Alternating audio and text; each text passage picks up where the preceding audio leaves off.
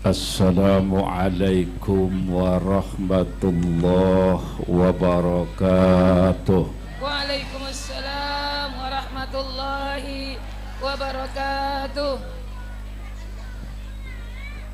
Alhamdulillahi wa kafa. Wassalatu wassalamu ala sayyidina Muhammadinil Mustafa wa ala alihi wa ashabihi ahli sidqi wal wafa, amma ba'du.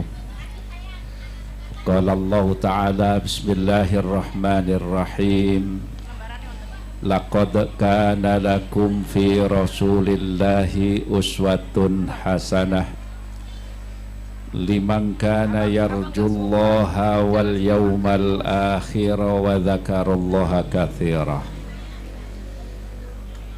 Ashabal fadilah wal karomah, para alim, para ulama, para kiai, para punyai, para asatid wal ustadzat yang senantiasa saya ikuti dawuh-dawuhnya, wabil khusus beliau Ustadz Haji Muhammad Lukman Cecep selaku Ketua IKPT sekaligus sesepuh alumni Tebuireng. Ada juga Umi Rahmawati sebagai pengasuh Ponpes Ar-Rahmah,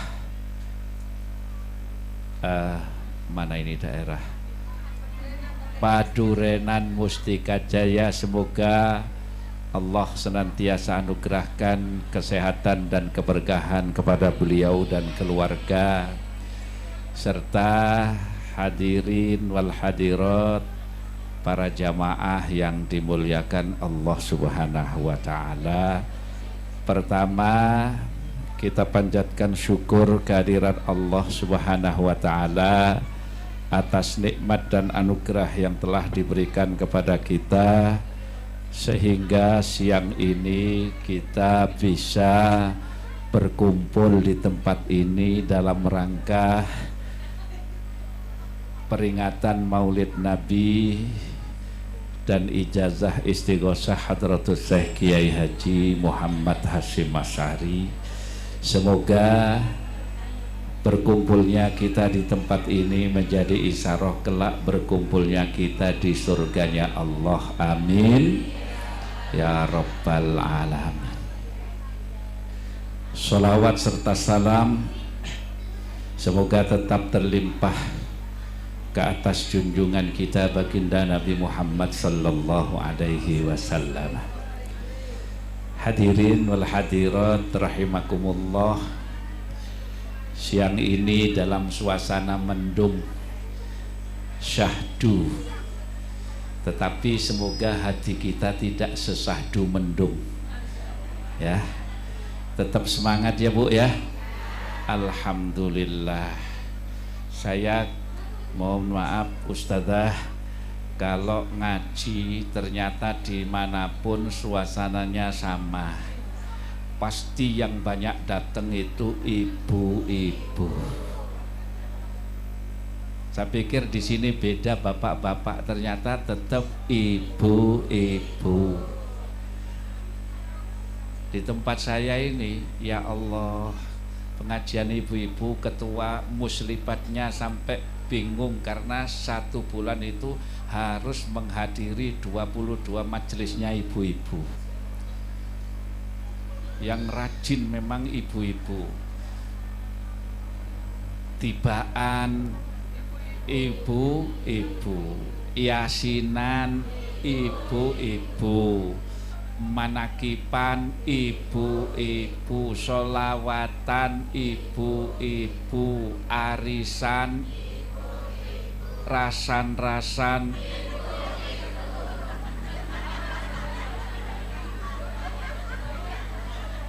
siapa tadi yang bilang ibu-ibu?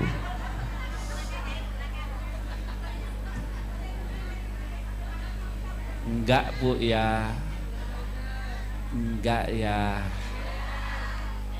jangan ya Dek ya, nah, jangan rasan Saya yakin ibu-ibu ini gak ada yang seneng rasan-rasan. Kalaupun ada mungkin hanya 1, 2, 3, 29. Hadirin wal hadirat rahimakumullah. Siang ini kita masih memperingati Maulid Nabi. Dan peringatan Maulid itu bagi kita seolah tidak ada habisnya.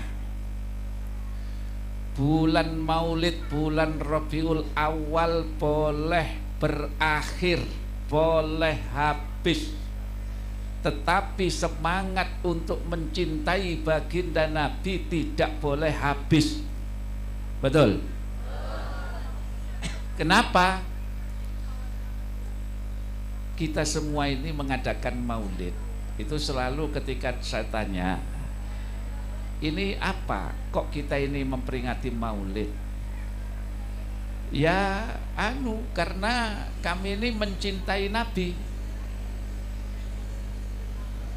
Ibu-ibu juga begitu. Memperingati Maulid memang salah satu bentuk kecintaan kita kepada baginda Nabi. Tapi tidak semua kecintaan kepada Nabi itu bentuknya selalu Maulid. Allah di dalam Al-Quran,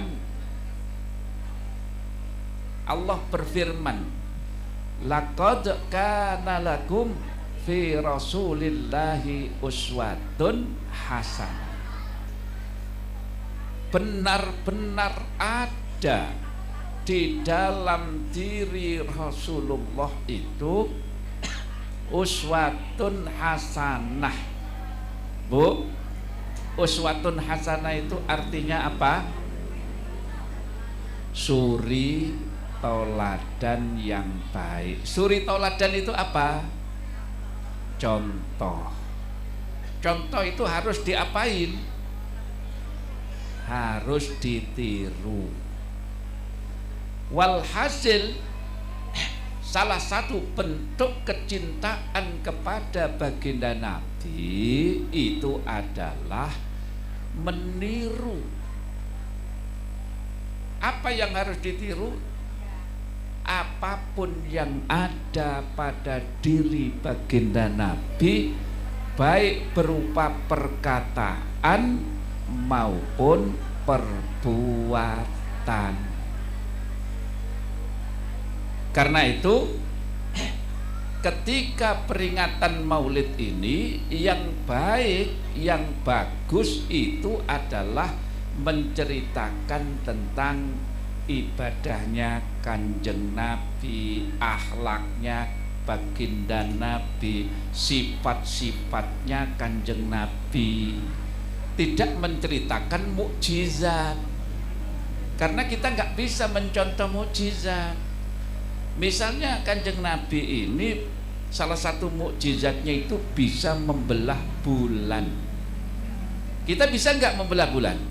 Nggak bisa. Paling ya bisa membelah terang bulan ya untuk dibagi-bagi. Tapi membelah bulan kita tidak bisa. Maka contohlah apa yang bisa kita contoh dari baginda Nabi. Apa? Misalnya yang pertama, kita ini bisa mencontoh ibadahnya baginda Nabi. Nah, Nabi ini ibadahnya luar biasa. Apa yang harus kita contoh? Misalnya sholatnya baginda Nabi.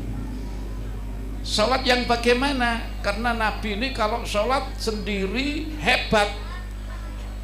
Mohon maaf, Nabi ini kalau sholat, terutama sholat sunat, sholat sendiri, mohon maaf, itu berdirinya lama, rukuknya lama, duduknya lama, sujudnya lama. Bahkan pernah suatu ketika beliau itu sholat saking lamanya, berdiri, rukuk, duduk sampai kaki beliau bengkak. Ada orang Padurenan sholat sampai kakinya bengkak? Ada apa enggak?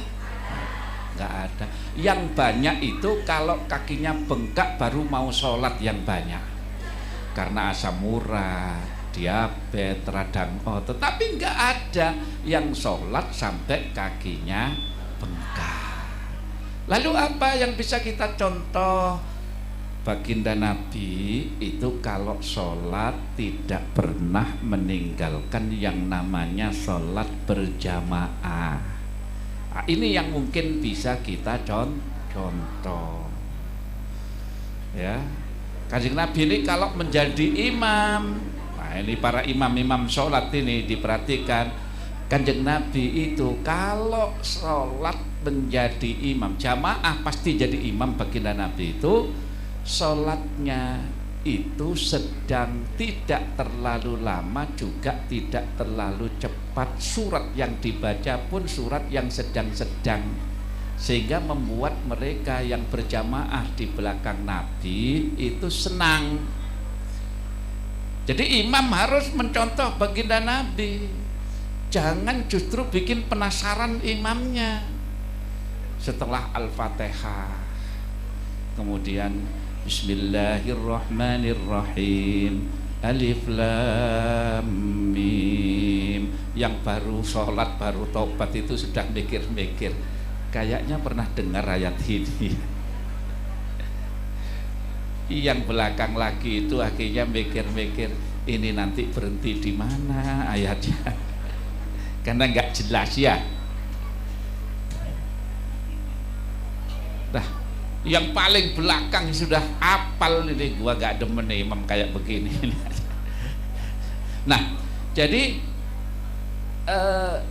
harus mencontoh baginda Nabi. Sholat berjamaah jangan pernah ditinggalkan. Wah, saya ini kalau sholat berjamaah kadang-kadang gak bisa khusyuk karena rame dan sebagainya.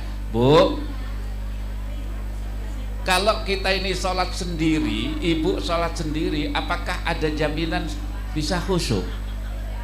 Enggak kan? Tetapi ketika kita ini mau sholat berjamaah, khusyuk enggak khusyuk, pahalanya tetap 27. Karena khusyuk itu juga enggak sama. Khusyuk itu beda-beda. Khusyuknya Ustazah Rahma dengan ibu-ibu ya, ini nggak sama ya, apalagi yang mungkin lagi mikir cicilan utang ya, itu khusyuknya juga sudah terbawa ya. Nggak mungkin ada yang tersindir gitu ya kali-kali ya, itu beda. Tapi udahlah, yang penting asal kita itu mau berjamaah, pahalanya tetap 27 derajat. Karena yaitu tadi, khusyuk relatif. Nah, ini ada pelajaran sederhana ya, ini saya ceritakan ya tentang khusyuk ini. Gus Dur, kenal Gus Dur ya? Ya, pernah dengar namanya Gus Dur ya. Nah, suatu ketika dalam sebuah acara Gus Dur bertemu dengan Haji Komar. Haji Komar itu pelawak yang pernah jadi anggota DPR. Nah, dalam sebuah acara di situ ya, itu Gus Dur bertanya kepada Komar, "Mar, saya mau tanya sama sampean." "Silakan Gus, tanya apa?" "Kalau sampean sedang sholat, kemudian ada mobil lewat, mobil ini bunyikan klakson, din, ente denger nggak?" Komar langsung jawab, "Ya denger Gus, kalau begitu ente nggak khusyuk." Karena apa? Karena denger. Ternyata beberapa hari kemudian Komar ditakdir bertemu lagi dengan Gus Dur. Entah lupa, entah ngetes, Gus Dur bertanya lagi kepada Komar dengan pertanyaan yang sama. "Mar, saya mau tanya sama sampean." "Silakan Gus, tanya apa?" "Kalau ente sedang sholat, kemudian ada mobil lewat, bunyikan klakson, din, ente denger nggak? Mikir Komar. Kemarin saya jawab denger, saya dikatain nggak khusyuk. Setelah berpikir, maka Komar jawab, nggak denger Gus. Lah kalau begitu ente budek. Bingung Komar. Gus Dur salah apa enggak? Salah apa enggak? Enggak salah, wong sholat enggak denger klakson kan budek namanya ya. Apa pelajaran sederhana? Pelajaran sederhananya urusan khusyuk enggak khusyuk bukan urusan telinga, bukan urusan kuping, bukan urusan mata. Saya sedang imami, Allahu Akbar, tiba-tiba di sajadah itu ada lembaran merah gambar Soekarno-Hatta. Kira-kira lihat apa enggak? Mata duitan. Ya lihatlah. Wong saya ini bukan orang buta. Iya kan? Ya pasti lihat. Nah, yang dimaksud khusyuk itu bukan begitu, tapi kata Allah di dalam Al-Qur'an, alladzina yadhunnuna annahum mulaqu rabbihim wa annahum ilaihi raji'un. Yang dimaksud dengan khusyuk itu adalah sholatnya orang-orang yang ketika sholat ya, mereka itu merasa seolah-olah bertemu dengan Tuhannya, berkomunikasi dengan Tuhannya, dan mereka yakin akan kembali kepadanya karena merasa bertemu dengan Tuhan, berkomunikasi dengan Tuhan. Kemudian kita sempurnakan wudunya, kita sempurnakan gerakannya, kita sempurnakan tempatnya, kita sempurnakan pakaiannya.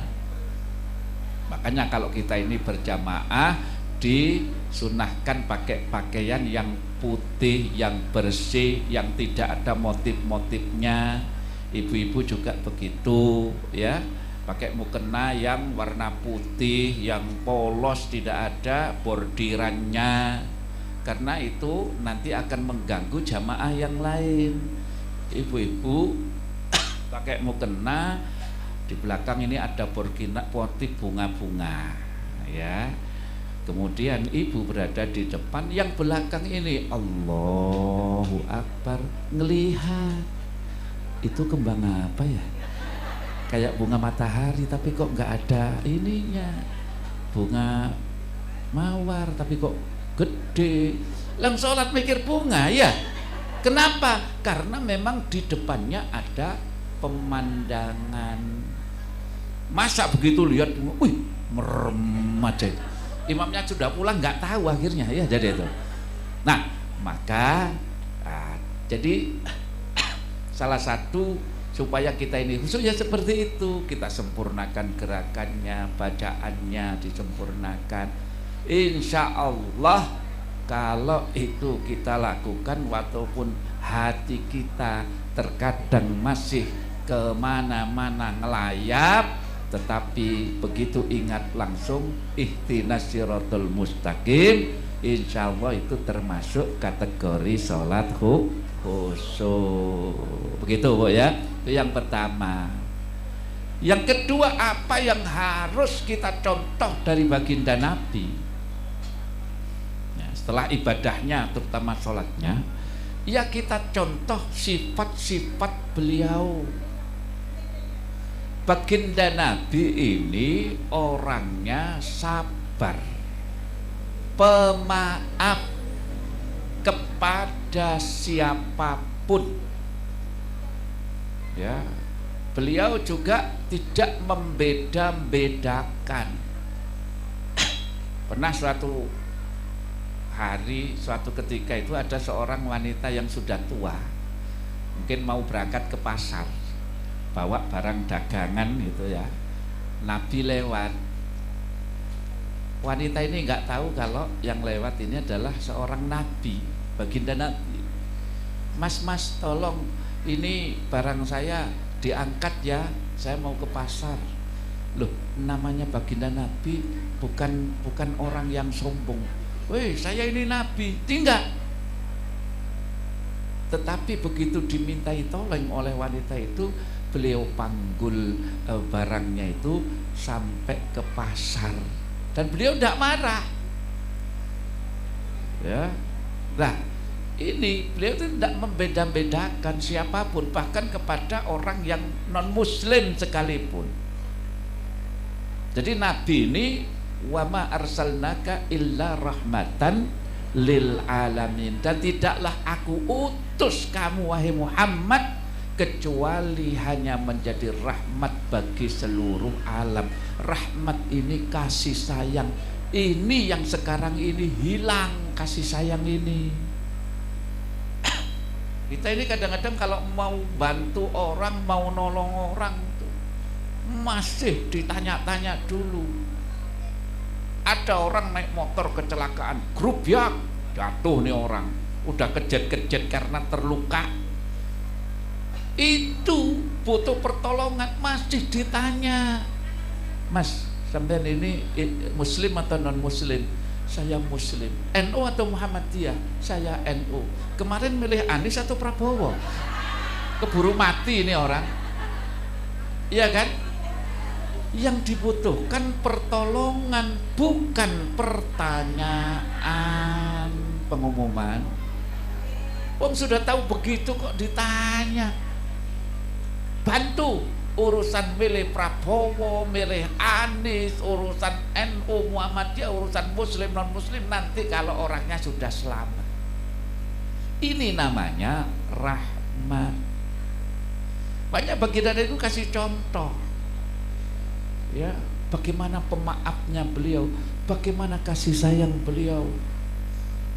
Zaman baginda Nabi itu ada seorang pengemis, bukan pengemis biasa, pengemis yang luar biasa ini.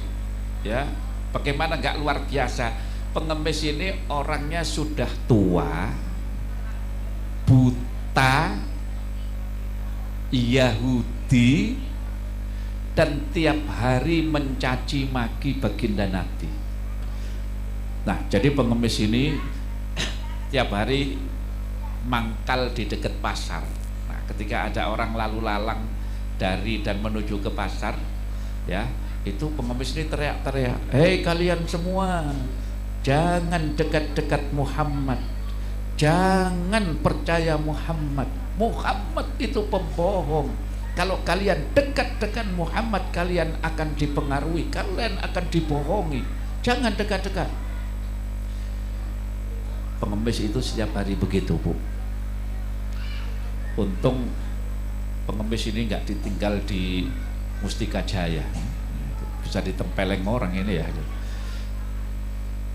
Tetapi walaupun setiap hari pengemis ini mencaci maki baginda Nabi, setiap hari pula baginda Nabi datang menemui pengemis tersebut, bukan untuk membalas dendam, tapi setiap hari datang dengan membawakan sepotong roti. Ya. Bukan hanya sekedar dibawakan itu roti, tapi begitu sudah sampai di hadapan pengemis itu, baginda Nabi itu mencuil roti itu sedikit demi sedikit, dilembutkan dengan mulut beliau yang mulia, dan kemudian dengan pelan-pelan diambil dan disuapkan ke mulut pengemis Yahudi itu dengan tangan beliau yang mulia, dan nyuapinya pun dengan sopan santun, dengan penuh kasih. Coba kalau kita nyuapin sudah didorong aja, keselak terserah kamu deh, mulut kotor begitu ya. Tapi Nabi, Masya Allah, dan itu dilakukan setiap hari sampai beliau wafat. Dan pengemis ini tidak tahu bahwa yang menyuapi pengemis ini setiap hari adalah orang yang justru setiap hari dicaci maki, didatangi. Ini yang harus kita contoh. Kita ini mohon maaf, kadang-kadang kalau ada tetangga, ada teman, ada saudara yang bikin kita jengkel, ya jangankan kita ini bertegur sapa, ya kadang-kadang sampai putus silaturahim.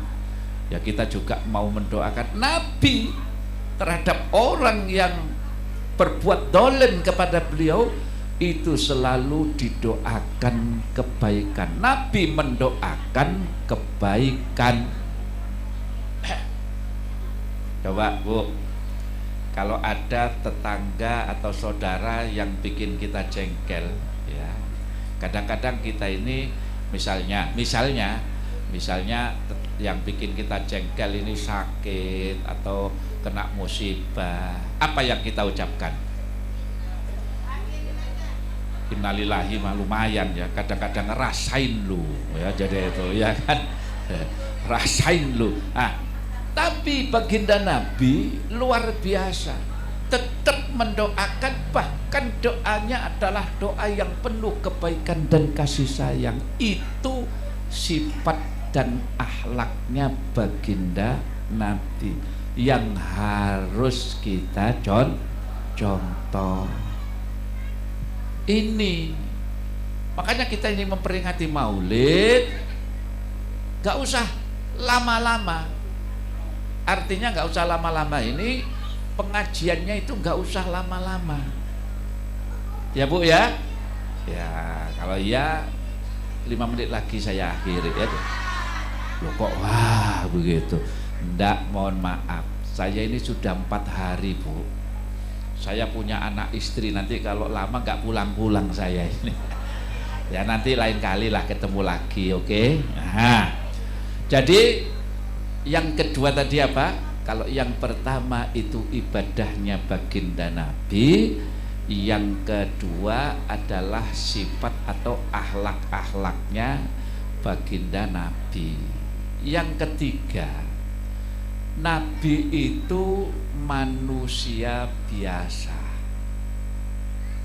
tapi basarun lakal basari, manusia biasa tetapi tidak seperti manusia biasa. Nah, yang penting apa bagi kita ini makna bahwa Nabi itu adalah manusia biasa, ya. Nah, kita umatnya baginda Nabi itu wajar kalau kita ini mungkin berbuat salah, sebab tidak ada orang, tidak ada manusia yang tidak berbuat salah. Nabi pun berbuat salah. Bahkan manusia pertama yang melakukan kesalahan itu siapa? Nabi Adam, ya kan? Tetapi ketika seorang nabi seperti Nabi Adam itu berbuat salah, Nabi diberi sifat apa oleh Allah? Sifat maksum. Apa Bu? Maksum, artinya terjaga dari dosa. Kenapa? Karena setiap nabi seperti Nabi Adam itu begitu berbuat salah dan menyadari kesalahannya, maka seorang nabi langsung tobat, dan tobatnya itu taubatan nasuha.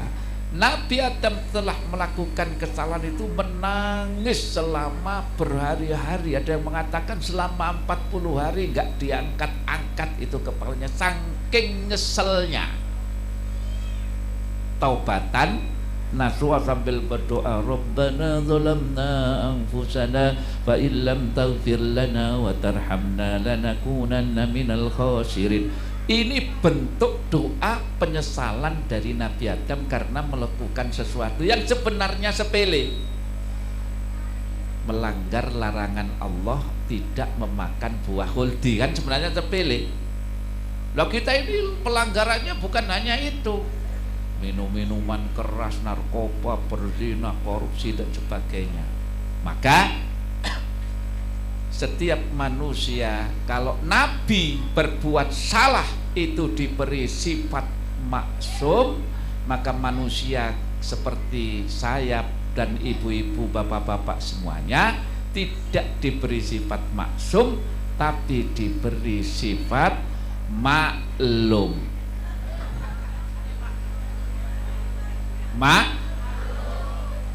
Artinya apa? Harap maklum. Namanya manusia itu pasti ada kesalahannya, tetapi kata baginda Nabi, kullu bani adama khata'un wa khairul khata'in at-tawwabun. Semua manusia adalah orang-orang yang bersalah, dan sebaik-baik orang yang bersalah ini kata baginda, sebaik-baik orang yang berbuat salah, berbuat dosa adalah at-tawwabun, orang yang mau bertaubat. Karena itu ada hal yang menjadi rahasia Allah. Di antara hal-hal yang dirahasiakan Allah itu seperti kata Imam Ali Zainal Abidin, khabba'a suqtahu fi ma'syatihi fala tahkiru fi min ma'syatihi fala'alla suqtahu fi. Allah merahasiakan murkanya di dalam maksiatnya hamba. Karena itu jangan pernah meremehkan maksiat sekecil apapun, karena bisa jadi di maksiat yang kita anggap kecil itu ada murka Allah yang sangat besar. Ya, ada satu kisah. Dulu zaman Nabi Isa, ada orang yang sudah mati dan dikubur selama 70 tahun. 70 tahun. Nabi Isa diberikan mukjizat. Salah satu mukjizatnya itu bisa menghidupkan orang yang sudah mati untuk keperluan tertentu. Nah, suatu ketika orang yang sudah mati selama 70 tahun itu dihidupkan oleh Nabi Isa. Hidup, ditanya, ya, adzan ya, berhenti dulu. Ya, saya lanjutkan. Nah, jadi orang yang sudah mati 70 tahun tadi dihidupkan, ditanya oleh Nabi Isa, "Hai fulan, sudah berapa tahun kamu dikubur?" 70 tahun. Selama 70 tahun ini apa yang kau dapatkan? Aku disiksa habis-habisan. Disiksa 70 tahun. Kenapa? Apa amalmu sehingga menyebabkan engkau disiksa selama 70 tahun? Orang ini cerita, ketika hidup dulu saya bekerja sebagai kuli panggul, porter, yang biasa diminta tolong untuk ngangkat barang-barang itu ya. Kalau di terminal, di stasiun ada, itu porter. Suatu ketika saya mendapatkan order untuk memanggul sebongkah kayu, ya, seikat kayu saya panggul. Ketika saya sedang memanggul kayu itu, tiba-tiba terasa di gigi saya itu ada yang ganjel, selilitan. Kayaknya habis makan rawon gitu kira-kira, dagingnya nyelilit ya. Kok nggak enak? Kalau makan tahu kan nggak selilitan ya. Nah, itu selilitan. Karena saya merasa nggak enak, akhirnya saya motong kayu yang saya panggul ini sebesar tusuk gigi. Tusuk gigi kan kecil, Bu, ya. Nah, sebesar tusuk gigi untuk aku gunakan mengambil sesuatu yang mengganjal di gigi saya tanpa seizin yang punya kayu. Gara-gara saya mengambil sepotong kayu sebesar tusuk gigi tanpa seizin pemiliknya, itulah maka aku disiksa habis-habisan. Dan sekarang ini saya sedang menunggu pemilik kayu tersebut untuk saya mintai halalnya. Masya Allah, gara-gara kayu sebesar tusuk gigi. Gimana kau kalau mengambil uang rakyat ratusan miliar, ya? yang sebesar tusuk gigi saja siksanya seperti itu, Masya Allah. Maka kita harus berhati-hati, hindari kesalahan sekecil apapun. Makanya ini dirahasiakan oleh Allah. Yang terakhir, kita hadir di tempat ini, ya, memperingati Maulid. Salah satu hal yang disenangi oleh baginda Nabi adalah ilmu. Maka kita ini wajib untuk menuntut ilmu minal mahdi ilal lahdi, dari buayan hingga kuburan. Karena apa? Ilmu ini sangat penting, dan ilmu itu tidak harus sekolah dan sebagainya. Termasuk panjenengan semua hadir di majelis-majelis taklim itu dalam rangka juga mendapatkan ilmu. Karena man aradad dunya fa'alaihi bil ilmi wa man aradal akhirata fa'alaihi bil ilmi wa man aradahuma fa'alaihi bil ilmi. Barang siapa menginginkan derajat kehidupan dunia wajib punya ilmunya. Barang siapa yang menginginkan derajat kehidupan akhirat juga wajib punya ilmunya. Dan barang siapa yang menginginkan derajat dua-duanya dunia akhirat juga wajib punya ilmunya. Jangankan urusan agama, Bu, urusan kecil kalau nggak punya ilmunya nggak bisa.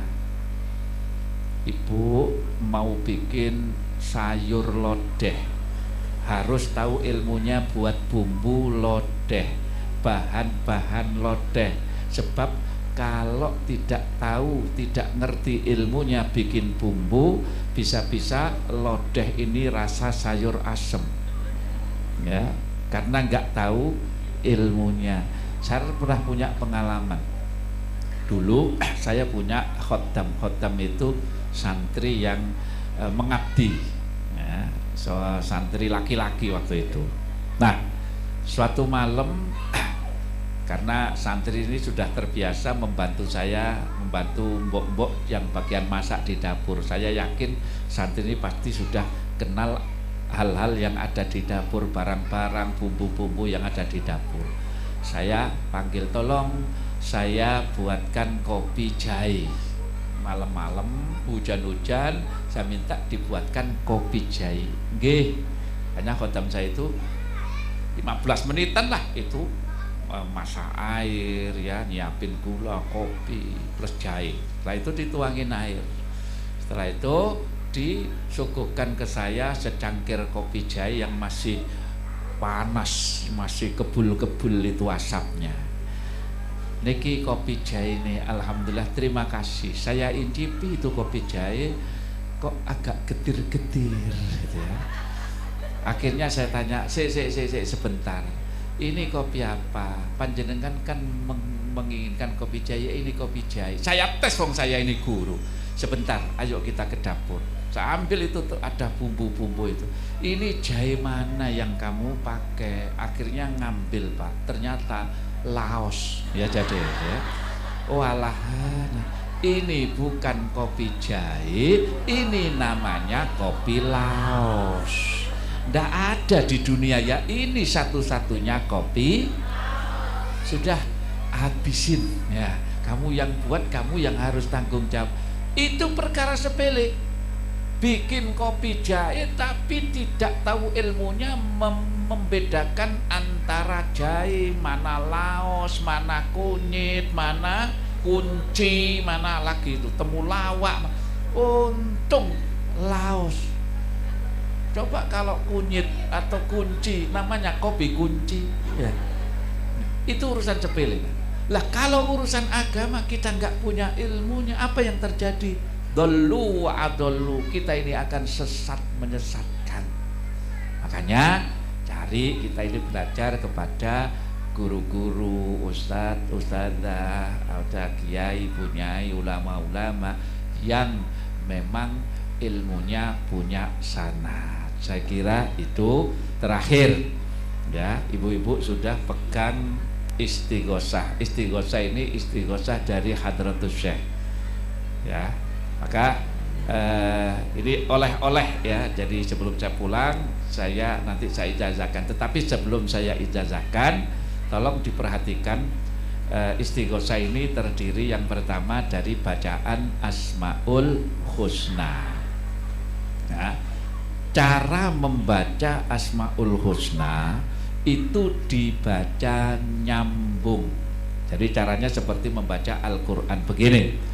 Nas'aluka ya man huwallahu alladzi la ilaha illa huwar rahmanur rahimul malikul quddusus salamul mu'minul muhaiminul azizul jabbarul mutakabbir. Begitu ya. Kalau kita berhenti di lafaz al-mutakabbir, hendak melanjutkan ke lafaz berikutnya, dimulai lagi dari lafaz al-mutakabbir. Al-mutakabbirul khaliqul bari'ul musawwiru dan seterusnya. Paham nggih? Jadi di mana kita berhenti, di situ kita mulai lagi. Kemudian di bawahnya itu jelas, tulisannya jelas ya. Nomor 2 juga jelas berapa kali dibaca, astagfirullahaladzim dan seterusnya. Nomor 3 la ilaha illallah dan seterusnya dibaca 11 kali. Kemudian nomor 4 ya Allah ya Hayyu ya Qayyum dan seterusnya dibaca 11 kali. Nomor 5 bismillahi bi'aunillahi Allahu ya Habib juga 11 kali. Yang nomor 6 ilahana sayyidana anta maulana fangsurna 'alal qaumil kafirin, masing-masing ya, qaumil kafirin, qaumil zalimin dan seterusnya itu masing-masing dibaca 11 kali. Kemudian nomor 7 ya Hanan ya Manan ya Dayyan juga dibaca 11 kali. Nomor 8, nah ini assalamualaikum ya rijalal ghaib ya ayyuhal arwah muqaddasah aghisuni bil ghausah wangduruni bin nadrah. Ketika memanggil nama-nama wali, nah di situ ada yang diawali dengan huruf ya itu ya. Ya nuqaba ya ruqaba ya nuqaba ya nujaba dan seterusnya. Maka suaranya agak dikeraskan karena kita memanggil. Ibu-ibu kalau memanggil seseorang suaranya agak keras, orang cepat dengar apa enggak? Kalau suara kita pelan, orangnya cepat dengar enggak? Nah, apalagi kalau yang dipanggil agak budek misalnya ya, jadi itu malah enggak dengar ya. Jadi suaranya agak dikeraskan supaya respon ya, apa istilahnya, keutamaan atau hajat daripada kita membaca istighosah ini juga cepat terkabulkan. Jadi agak keras ya. Kemudian yang terakhir nomor 9 itu ya arhamar rahimin ya arhamar rahimin ya arhamar baligh alal muslimin. Sudah jelas semuanya. Oke. Nah, terakhir sebelum saya tutup dengan ucapan bismillahirrahmanirrahim, saya ijazahkan istighosah ini kepada panjenengan semuanya. Ucapkan qabiltu. Qabiltu. Al-Fatihah.